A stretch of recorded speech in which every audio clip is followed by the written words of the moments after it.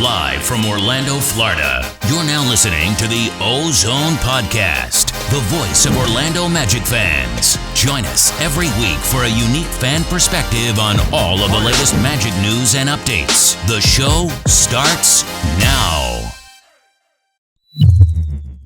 What's up, Magic fans? Welcome back to another episode of the OZone Podcast, brought to you by DraftKings and part of the Basketball Podcast Network.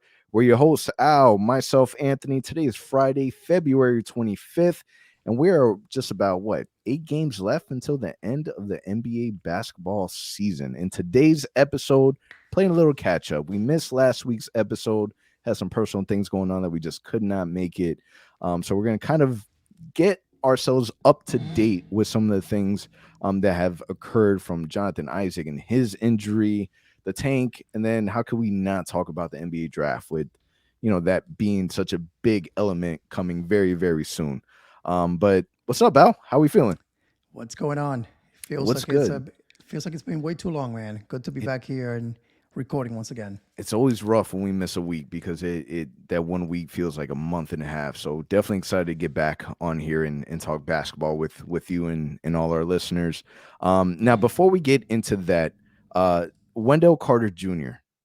Wendell won an auction for him and his teammates through the Orlando Magic Youth Foundation to the Dominican Republic. Now, I don't know if anybody knows, but you are Dominican. Yes, sir. From the Dominican Republic.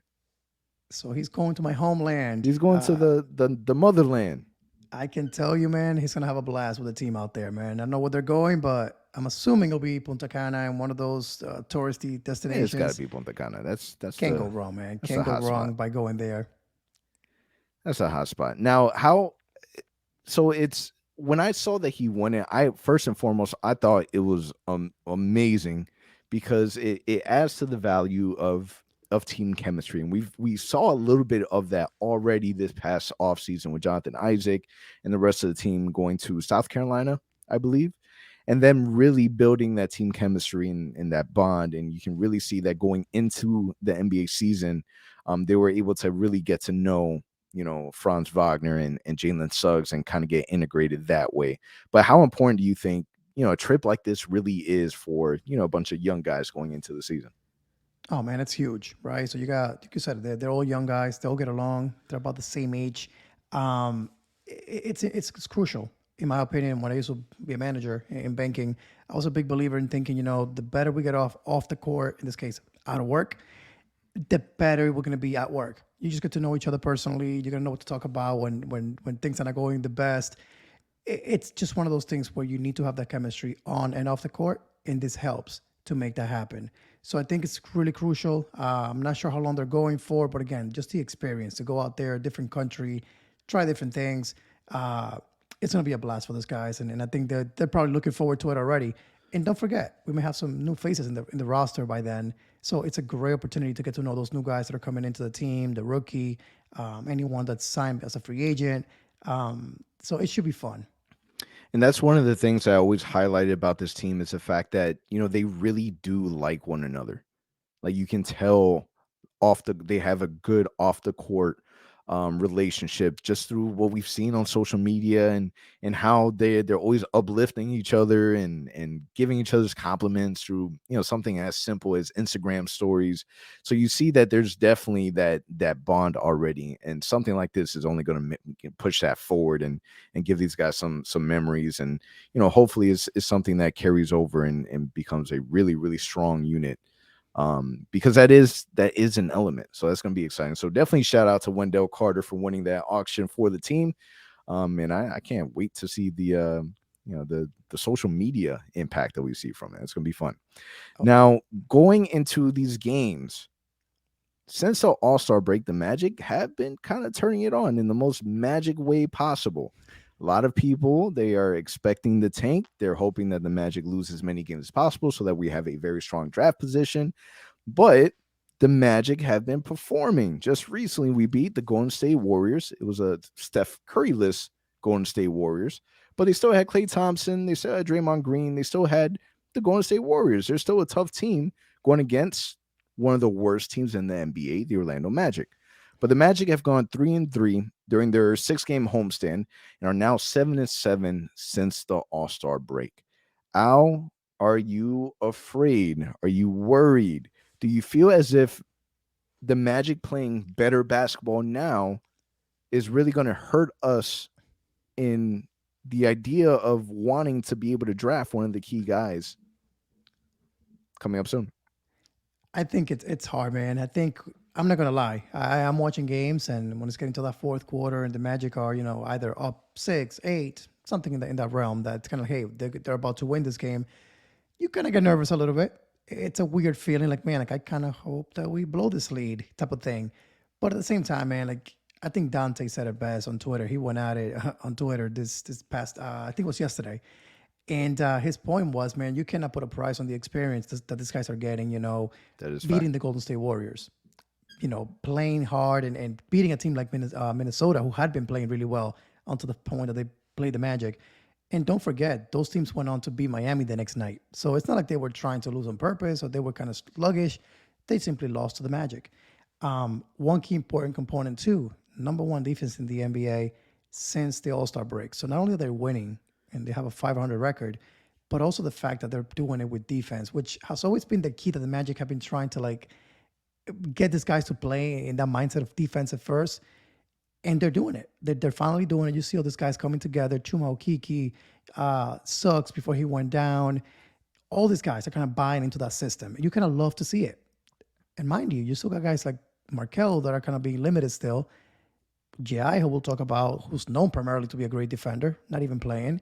So it's encouraging, but I'm not going to lie. There are moments when you're like, man, what if we blow this? What if OKC passes us and now they're going to be, now we drop to fourth best odds in the lottery. But at the same time, man, I keep saying this lately on social media, it's a crapshoot. We were top 3 last year. We saw what that felt like. It sucked when we ended 5th. What is to say if we do end up 4th, let's say? I don't think we can drop below that because I think there's enough of a gap between us and Indiana and Sacramento that we won't drop below 4. What is to say we can be that team that jumps up like Cleveland did last year or like Toronto did last year? So I get it. We got to panic. But I don't also agree with the fact that we got to bash our guys, our coaching staff and all this because they're playing hard. Like, I'm sorry. They're getting paid to do so. But you are seeing that they are trying to lose, though. Don't get me wrong. You're seeing their rotations lately. They're not normal rotations. You see Wendell Carter playing 25 minutes. You see him missing out most of the fourth quarter when Mo Wagner is out there. They're trying, but you cannot be as blatant as OKC is. I don't know. I wouldn't respect that, to be honest with you. So I think they're doing their part, but they are also playing well, and you love to see that. I mean, the Magic are currently tied with Detroit for the second worst record in the league. The Thunder are right behind us and Detroit. So my thing about Dante's comments is, yeah, you can't put a price on experience. Get that 100%. At the same time, you can put a price on drafting Mo Bamba instead of Trae Young or missing out on a player like Devin Booker. Like you look at these players, and granted, hindsight is 2020, but if you miss an opportunity to draft a player that can really completely change the trajectory of your franchise for the next 10, 15 years, and I'm not saying that player ends up playing with us for the next 10, 15 years, but just all the impacts that comes with it, that's how we end up being in the position that we have been the last decade. We have not been fortunate with our draft selections. We just haven't. Under this regime, I feel like our draft picks have been better. And maybe there's an argument to be made for Oladipo, and yeah, that's really all I got. That's about it. Just Oladipo. Sabonis. I mean, do we count him as a draft pick? I mean, we just haven't been fortunate, bro. And it comes to a point where, I feel bad. Not that I feel bad for our front office, but there's zero margin of error. Zero. They're in a very tough position now because you still don't know what you have with Jonathan Isaac. And we're going to talk a little bit about that more, in the next few. But this draft is so crucial because we can honestly say, and I feel confident in saying this, I don't see us going a whole nother season of trying to tank and trying to get another draft position. Like I don't, You already have enough young pieces to say, okay, at least this is who we're going to work with. They got to make decisions on certain players, but you can at least say this is what we're going to do. And now let's start adding pieces around this core group to start winning games. There's no way that we can go a whole entire another season without at least trying to fight to get into a play-in. There's no way. I don't see it. I don't see it at all. So I get what Dante is saying because experience is important. Franz Wagner coming in clutch is experience that a player like him needs so that he has the confidence. At the same time, my guy, we got 8 games left. There's where we've went through this whole entire season of ups and downs and more downs and more downs after that to get to this point of the season finally being over, get into the off season, draft, make acquisitions, start playing real basketball because that's what we've been waiting for. That the players on this roster, that's what they deserve. They deserve to be put in a position to compete, and I feel like they haven't been put in that position all season long. No, I agree with you. It really is tough. Again, it's you go into a game thinking, hey, I want to support my team, but it is true. There are times when this late in the season, it doesn't matter whether you win or lose. At the end of the day, you love to see the energy, you love to see the effort, you love to see what it's looked like on the court as of late. But like you said, the bigger picture is a draft at this point. I think everyone knows that. But I gotta say though, man, being at the arena, so I get the pleasure to be there when they play at home. The fans are showing up. Even against the Warriors, it was mostly Warriors fans, as always, in there. But the Magic fans gave them a battle. When the Magic would make a run and they would come in and make the game interesting, Magic fans could be heard. Against Minnesota that Friday night, it was electric in that arena. So it's hard when you're there live and you see these guys bust their asses to try to get a win, and it happens. It kind of goes away. That feeling of, man, we should have lost this game. It kind of goes away because you see what next year could look like, what years in the future could look like if this team continues to develop, and the community, the city of Orlando is truly buying into these young guys. I feel like I hadn't seen that in the past. I've been going to games since 2016. Even in the playoff run, there were games where it wasn't, the fans were not as engaged.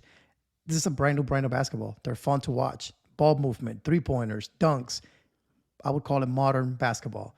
Whereas in the past, it had been very slow pace and give it to Vooch and let him create. So I think all of that's kind of adding up to what we're seeing from the fan base. So I get it, and I agree with you. This next 2 weeks, let's be honest, we're hoping for mostly losses. We're hoping that these young guys deep down in the bench get a shot to play more. The Mo Wagners and the Schofield and Iggy, let them play a little bit. Get some guys from the G League and get my guy Devin Kennedy in the league for a couple games. BJ Johnson, don't forget, that's my guy. Oh my God, you and your BJ Johnson. Listen, pull an OKC. That guy's like Markelle Fultz. He needs the reps. Let Markelle Fultz play. I don't want to see Suggs anymore. He's been getting hurt too much. Let him sit. Wendell, take it super easy with him. So be strategic with how you do it. Get them on the court. But at the end of the day, understand that losing is, honestly, unfortunately, what matters at this point. Now, what makes this time so exciting is the fact that we do have March Madness going on. I'm not sure how many games you really got a chance to see or if you followed up on highlights, but is anything from March Madness that you have taken that you really didn't see prior to March Madness, whether that be from Jabari Smith or Chet Holmgren? Is there anything that kind of stood out to you from that front that makes you want to hope that the Magic might go in that direction? I think if you saw what happened with Jabari Smith, his team being already eliminated, that was kind of disappointing. You kind of wanted him to see him go all the way, maybe face Paulo at some point in the tournament, go against Chet. I don't know. See these guys go battle against each other. We won't see that, unfortunately. But Chet has looked amazing on the defensive end, especially, and he's still hitting shots. Paulo has looked amazing. I think some people are saying that he's regained that number one pick kind of expectations, and the potential can be seen. But there are other guys too that you want to keep an eye on. Again, you always want to think about what if we don't end up top three. Honestly, I haven't gotten that far. I haven't been watching any of the outside the top three. But I do know. I've been doing my rating, and there are some names out there that are interesting. But what about you? Is there anybody who's kind of caught your attention or you'll be really kind of following closely. Yeah, Jabari Smith, him being eliminated and not really having that great of a game was definitely surprising. The game that I actually watched was the Chet Holmgren Gonzaga versus Memphis, and there was really big talks on how Chet would be able to size up against another lottery player, in Jalen Duren. And although he didn't have a good game, if there's one thing that you can honestly say about him, other than maybe a couple plays that he really outbodied him, he really has he has that strength. And it's something that we kind of read before and already saw a little bit of that, he may be a skinny guy, but he still has some kind of physicality with him. And it made me think about and I can't remember who was it that said it, but another a writer had said that Chet Holmgren reminds them of a player like Kevin Durant in terms of size. Because when Kevin Durant came into the league, he was another skinny, scrawny kid, bulking later. Same thing with Giannis. So when it comes to a player like Chet, because I think for me and for what I've read, I think he's by far one of the most polarizing player in the sense where some people really like him and really, really don't. And the people that like him will take the risk at one. And the people that don't like him want to stay away from him completely because they don't trust the fact that he'll be able to grow into an NBA body.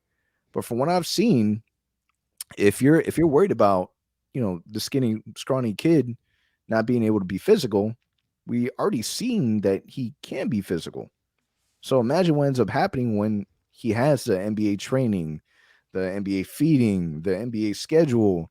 Like imagine if every single day on top of, playing against NBA pros, you're building and working on that body. So to me, that was probably one of the biggest things that stood out to me. So based on what you saw, let me ask you this: so you hear the comparisons to Mo Bamba, 7 footer, kind of skinny, can shoot the three well, can block shots, and then you hear the comparisons to a guy like Kevin Durant. I think Mo Bamba's like they're two completely different players. This is someone that can handle the basketball, can put the ball on the floor, can be way more creative. You're looking at a power forward center esque player, but he's someone that has way more skill, and no one should be comparing Chet and Mo Bamba. They're two. Yeah, They're two. Mo Bamba is more forward, more big man, and Chet is more tweener in my opinion, from what I've seen. yeah. And that's why I think that you hear the comparisons around Kevin Durant because the ball handling, he can shoot it a little bit. Now, in my opinion, nowhere close to the scoring capabilities that Kevin Durant displayed in college. But still, you can definitely see the potential and see that he can be a threat in the NBA. Yeah, and to me, he's easily the most front office type player that there is in the draft. Like he fits, he hits all those buckets. So I don't know. I pray. Obviously, I want the Magic to get the number one pick, but I really want the Orlando Magic to be able to end up finally getting the opportunity for them to say, okay, we're going to draft this player because this is player that we want. And I think that the only time that has happened, really truly happened, was with Franz Wagner. I think that, True. in last season, they saw a player that they wanted. Didn't matter if that player was projected to fall later in the draft. They were going to pick him early and they were able to get their guy. So I thought, I hope that scenario like that happens. And then a player like Paulo, that he's been playing really, really good in March Madness and his stock is rising. And then you got a player like Jaden Ivey that is going crazy for Purdue. And right now, the fact that they're playing so well, all these, mock drafts that we've seen, they're all over the place. Nobody is agreeing to anything. You still got those that are high on Jabari Smith, but you got the ringer that got Chet at number one. You got NBA draft that has I believe NBA draft has Jabari, if I'm not mistaken. And then you Number got others one. that have Jaden Ivey. So funny enough, NBA draft, I'm looking at it right now. NBA draft.net has Jaden Ivey as the number one Uh, pick you going to see, Houston. Just crazy. I can't see Jaden Ivey going to Houston, but I see their vision. I see their vision. And now let me ask you, falling out of the top three, would that be an issue for you? Would you be okay with drafting a player like Jaden Ivey? So you know what's funny? I've been thinking about that too, because again, as I said, lottery gets closer and closer. You can expand that because you don't understand that you're not guaranteed a top three. It's as sad as it may sound. We experienced it last year. We know what it feels like. There are some good names out there, man, and guys that, in my opinion, could fit our roster a little bit better. AJ Griffin is one name that comes to mind. Keegan Murray is another one. Shaden Sharp is another one. I cannot say this guy's name, so I'm gonna butcher it here. But Benedict Mathurin, shooting guard, small forward. Um, all these are guys that are shooting guards or small forwards, but not your typical like Jalen Suggs shooting guard or like Cole Anthony shooting guard. It's like legit twos and threes at the NBA level. So those guys intrigue me because, in my opinion, they kind of fit the roster from a just a depth chart standpoint. If, and a big if here, as we're about to talk in a few minutes, our guy Jonathan Isaac is healthy. It makes the pieces fit so well. If you can land one of these guards, forwards, that can actually, again, step in and be off the bench the first season, maybe behind Franz or JI, whatever it may be, and kind of grow into that player. But that's the thing. Do we really want to do that? If you end up drafting another player that would fit better with Jonathan Isaac, now you're handcuffing yourself on, hoping that Jonathan Isaac can stay healthy. Mm-hmm. To where if you were to find a way to get into that top three, get a big man, whether you fall out of that draft, I don't see there being a way, or at least an attempt for the Orlando Magic to at least try to find a way to move up. Let's say Magic end up winning the last 8 games. We go on an 8-game winning streak and we fall out 5, 6, whatever. You don't. How do you explain everything that you've done to this point where this is the last year you're gonna tank for a strong draft position? How do you not try and move up and use what you have to try to do that? I don't see that being an option. It would be hard for me to accept it, because we're going to talk more about that in the next segment. We're handcuffing ourselves in the potential of Jonathan Isaac joining us this next season. The only thing that I think that may be a backup for the Magic is if GI is not healthy, he cannot stay healthy. You got a guy like Wendell Carter who has looked amazing at the 4 position. So do you kind of run with that? And he's been expanding his game to the 3-point line more and more and more. So it's that kind of the backup plan. It's like, hey, if GI can't go, then you got Wendell, but then that leaves Mo Bamba out, in my opinion. And then you say, hey, if a guy like Chet comes to Orlando, then you run with a Chet, Wendell Carter lineup, the 5 and the 4. And that's why, as it stands right now, at this very moment, if we had the number 1 pick, I would lean towards drafting Chet. I would, just because Wendell Carter is proven to be your guy. Like, this dude's been balling out. He's proved it time and time again. He had injury issues in Chicago. He's not having injury issues in Orlando. He's been your most consistent player outside of Franz Wagner.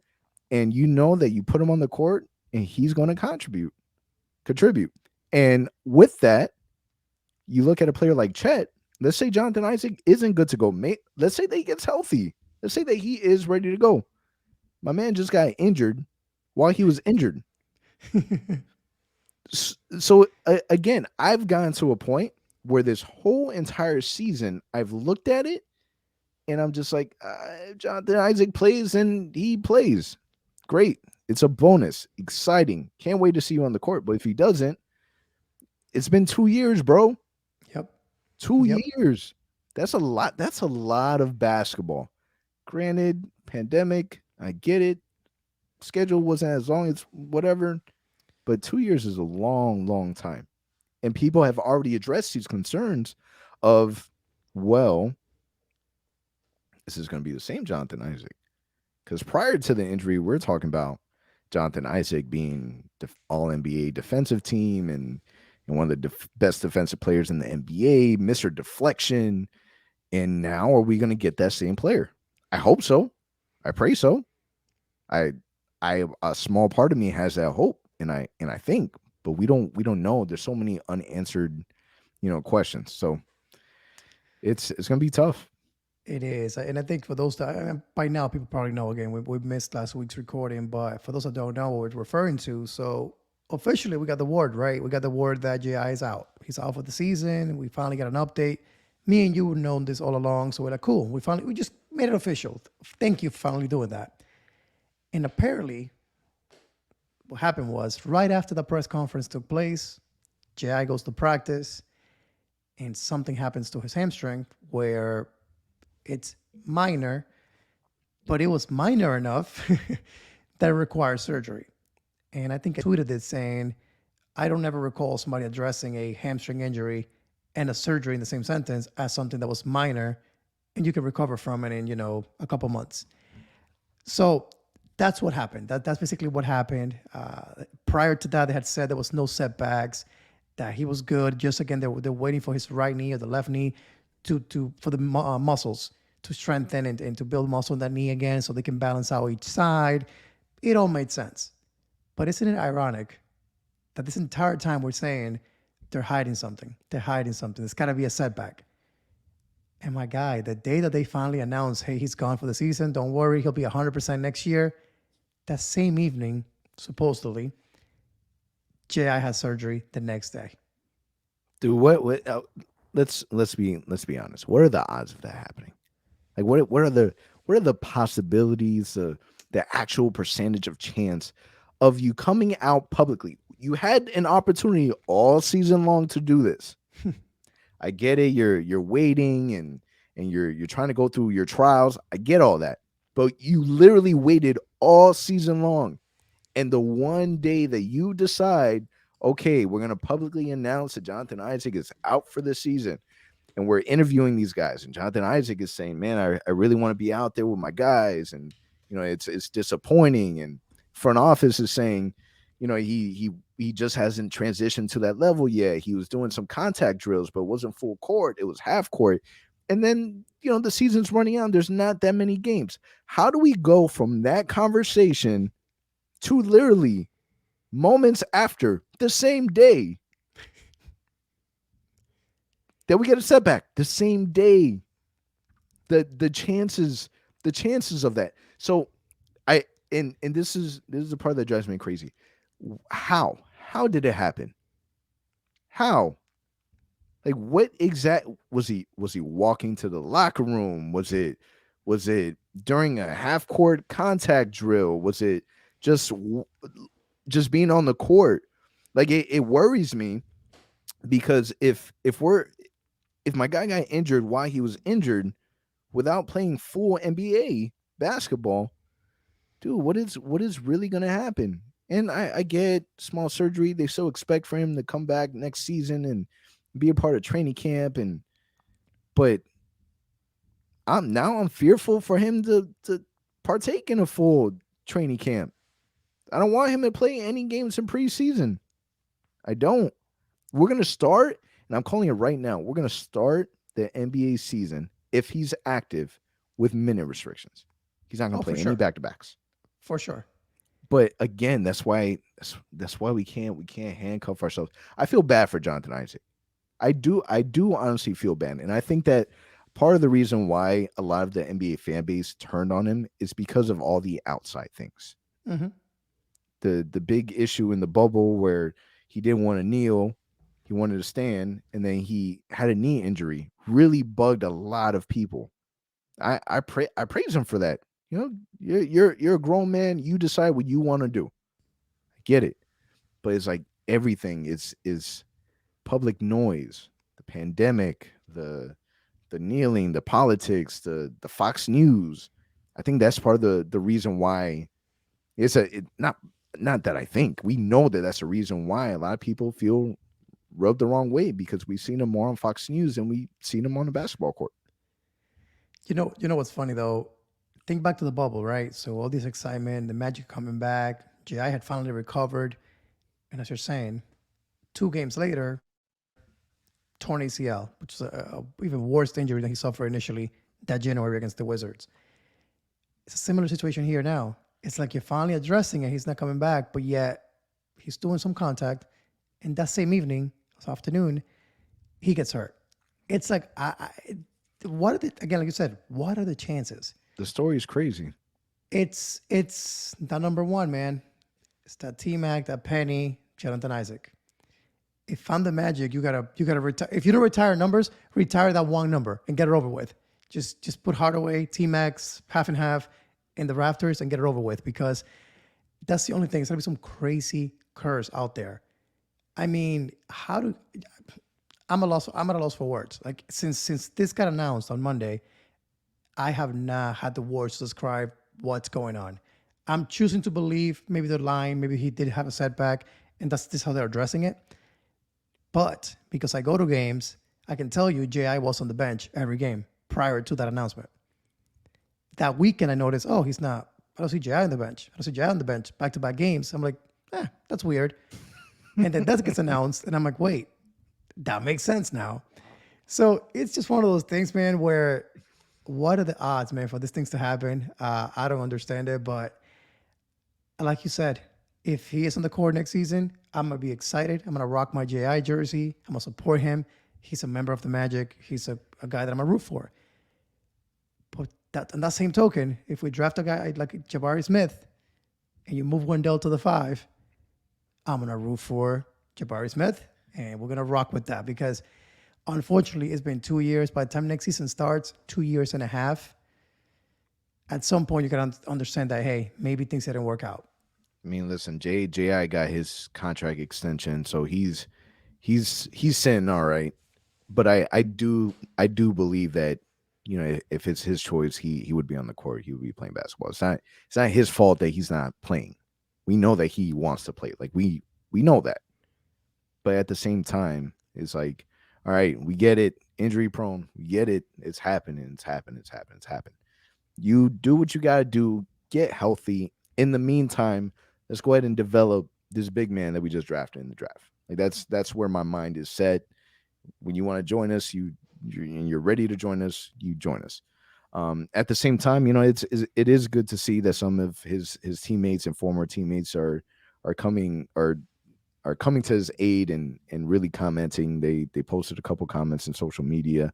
Terrence Ross, said, stay strong, JI. They won't be talking trash when you get back on the court.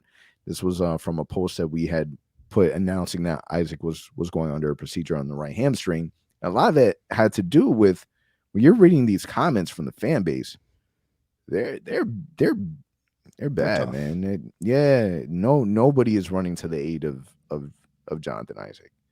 And for that part, I feel bad, but I understand it. I don't think it's fully warranted.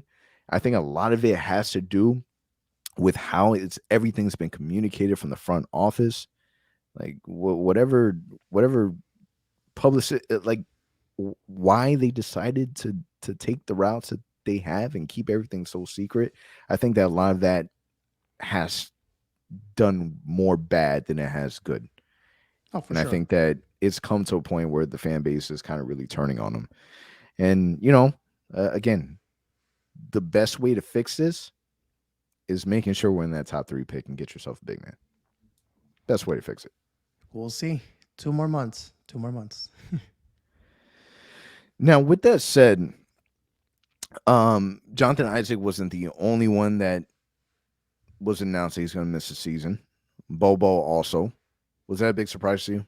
Bobo not playing at all this season?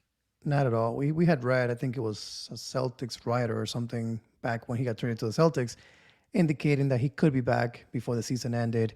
Once that trade to Orlando happened, we knew that wasn't going to happen. The Magic are not going to bring this kid while he's recovering from an injury, especially a foot injury. With his height, how skinny he is, doesn't make any sense. My opinion, if you're going to keep him, he's a free agent at the end of the season, a restricted free agent. If you want to bring him back, bring him back. But why do it this season? At this point, there's no need for it. Yeah, it doesn't make sense. I'm okay with waiting until the off season. I am still interested in seeing what is Bobo like. Is he, because I think that when we traded for him, that was really the biggest question. Is he really going to be a big part of what we're building? And I think that when initially happened, a lot of people were speculating, we're going to end up, waiving this guy. but we've seen flashes. We saw flashes during the bubble in Denver and some preseason, but we really didn't see anything meaningful during the season. So it's gonna be exciting to see what we have, but it definitely makes sense for him not to play the rest of the season, and start everything fresh during training camp. Now the Magic did also sign Jeff Dowtin to a 10-day contract. You remember Jeff Dowtin? Oh yeah, It's not Kennedy, it's not BJ Johnson, it's all but good. we got Dowtin. You're excited. Eh, but you know what? He deserves it, man. He's been killing it in the G League. He's been putting up great numbers. For those that don't know, he actually played for us in preseason, won us that game, hit that game winner. I forgot who it was against, but he won us a game in preseason. Shortly after we waive him, he signs with Golden State as a two-way player. They cut him, I think it was January around there. Then he goes to Milwaukee and spends a couple of weeks there, I think about a month. Then came back to Lakeland and now back to Orlando. So he's back home. A lot of things to like about him. He's super fast, good defender, good length for a point guard. Um, let's see. I'm looking forward to him playing some more meaningful minutes. Again, we're trying to tank here at the end of the day. So give me Doughton, give me Iggy, give me Schofield in Yeah, the man. starting lineup. Let's start shutting some of these players down and start signing a whole bunch more, 10-day contracts. You give these Yes. G leaguers a good look. Bring all of them. Yeah. Just run with the Lakeland Magic. Pull a OKC here and just run a bunch of G leaguers. Now, let me ask you: do you think the Magic will hit the 22 game mark, like we talked about in the beginning of the season? In order to do that, the Magic need to win 2 of the last 8. Ah, if they're Because gonna do that, they have to win Saturday against the Kings because most games after that get a little bit tricky. They're actually against teams that are fighting for a playoff spot, fighting for seeding. Pulling up the schedule here real quick to see if it's likely. I Do they mean, want to win two more? because when we were reviewing it, some of the games, like because we have coming up Sacramento, Cleveland, Washington, Raptors, Knicks, Cavs, Hornets, Heat, and I think that although teams like the Cavs, the Raptors, and we play the Cavs twice. Mhm. I don't know, man. This is a completely different Magic team than we were looking at, 30 games ago. If we're looking at a healthy team and we're still playing our players, we've shown that we can go toe to toe with some of these teams. So You know I what it don't know. is though, man. Right I now, think mhm. I feel like now it's for real. So now you got to really pull the right moves here, and we kind of seen it the last few games that they've won, but they haven't been trying too hard. Like it's just been one of those things where the ball bounced the Yeah, right way, and you got to take it. yeah. I But mean, losing to OKC was definitely a redemption for yes, beating Golden State. and for those that don't know, I just checked right now. OKC plays against Detroit. I think in a couple of days. That's gonna be huge for us. So you got one of those teams losing, whoever it is, that helps us no matter what. So we're kind of in our own control right now. If we choose to kind of shut it down and just lose all these games or the majority of them, it's likely again that we end up top three for sure. Maybe even top two with Houston and us. Um, but a lot of these games, like I said earlier, are against teams that are kind of fighting for seeding in the East. Again, the Kings not so much, but the Cavs are, the Raptors are, the Cavs again, the Hornets are, and the Heat could be at that point in the season by the end of the season. The only really easy games that you would consider easy would be the Kings, the Wizards, and that's about it. The Knicks maybe, but the Knicks they're not really tanking, so I don't know what that may look like. So could we hit 22 wins? I could see it happening. I could see us beating again Sacramento, maybe the Wizards or the Knicks. So may not be what you want to hear, but I can see it happening. Now, what do you think about Franz? Franz, we've been keeping an eye on his rookie ladder all season long. We see him, not being up there in that number one spot for as often as we would have wanted because this dude's been balling out all season long. But do you think that he ends up being in that top 3, at least the top 3 rookie of the year? Do you think that he Top, makes the top 3? Because right now the rookie ladder has Evan Mobley. We already know the man's going to win yeah, rookie of the year. yeah. Well deserved. I'm not fighting that. Cade number 2, Scotty Barnes 3, blah. Franz Wagner 4, and then Jalen Green making that 5. over Josh Giddey. Do you think he has a chance to hit that 3? I think he does not, unfortunately. I think Cade has all the hype late in the season. We know Barnes. I don't know what the heck is going on, but Barnes gets all the attention. It is what it is. And then Mobley, I think, like you said, solidified the Rookie of the Year, in my opinion. So I think you see Franz 4th in Rookie of the Year voting. We may disagree in Orlando, but at the end of the day, I think that's going to shape up. Yeah, just for comparison purposes, Scotty Barnes is averaging 15.4 points per game, 7.7 rebounds, and 3.4 assists, while Franz is sitting at 15.3 points a game, 4.7 rebounds, and 2.9 assists per game. Still got my money on Franz. Me too. Now, Markelle, do you think that with these last remaining games, do you think that he finally gets at least one start? At least one start this season? At least one. At least one. Nah, we won't see it. I think the minutes restriction will stay the same. 20 minutes, 19 minutes, whatever they want to call it. There's no need. What for? As long as you see him on the court, he shows you flashes, then that's it. That's all you want to see. He's done it. I mean, only one really bad game he's had so far this past week where he just, I don't know what it was. He looked disengaged, couldn't hit a shot, but he kind of redeemed himself against the Warriors in that run when they made that comeback. So yeah, I think you don't have to push him at all. 20 minutes a night, if that. That's it. Keep it simple. Keep it simple. Add him back to the mix, and then kind of wait to see what ends up happening with the integration of the new guys this upcoming season. So this week ahead, we got Saturday against Sacramento, Monday against Cleveland, and Wednesday against Washington. We only got 8 games left, man. I still can't believe how fast and slow this season has been. So we'll definitely keep an eye on kind of how everything shakes out. What's coming up next is the end of the season. Then we got the lottery. Then we got the draft. Then we got the summer league.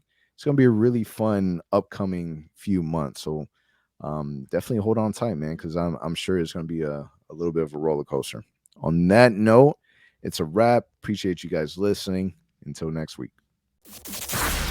Thank you for listening to the OZone Podcast, the voice of Magic fans. For all the latest Orlando Magic news and updates, follow us on Twitter at the Ozone Pod and on Instagram at Orlando Magic HQ. Remember to subscribe and leave a 5-star review on all your favorite podcast listening platforms.